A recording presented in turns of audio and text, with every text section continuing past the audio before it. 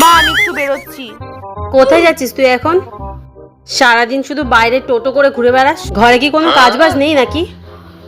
মা আমি এখন খুবই বিজি, আমার একটা খুবই ইম্পর্টেন্ট একটা কাজ আছে। হ্যাঁ, তুই তো রাইটার্সে চাকরি করিস, তোকে তো সারাদিন বাইরেই ঘুরতে হবে, তুই খুব বিজি মানুষ না? মা ঠিক আছে আসছি আমি। সারা দিনটা ঘরে বসে বসে তোর কোমরও ব্যথা করে না? না ইস, কিভাবে বসে থাকে দেখো, একটু বাইরেও বেরো, সারাক্ষণ ঘরে এইভাবে বসে থাকিস না। বাইরে গেলেও দোষ, ঘরে বসলেও দোষ।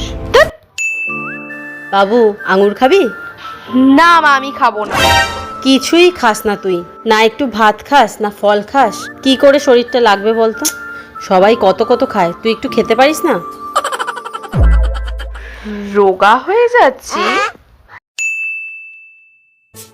মা মা একটু বিরিয়ানি করো না, খুব খেতে ইচ্ছা করছে। কি রে সারাক্ষণ খাওয়া খাওয়া করিস, খাওয়া ছাড়া কি আর অন্য কিছু নেই?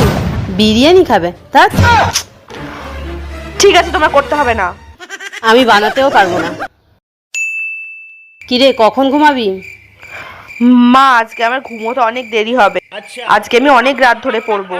আর এখন পড়তে হবে না, চোখের কোণে পুরো কালি হয়ে গেছে, সারা দিনটা যে কি করিস। ছাড়, এখন ঘুমিয়ে পড় যা। চোখের নিচে কালি পড়ে গেছে? আচ্ছা ঠিক আছে মা, আমি ঘুমিয়ে পড়ছি। কেমন মোষের মতো নাক ডেকে ঘুমাচ্ছে দেখো, সারা দিন পড়াশোনা করে না, সারা রাতও একটু তো রাত জেগে পড়তে বসতে পারিস? 9টা না বাজতে বাজতেই ঘুমিয়ে পড়েছে। ওঠ। ভালো লাগে না যেন।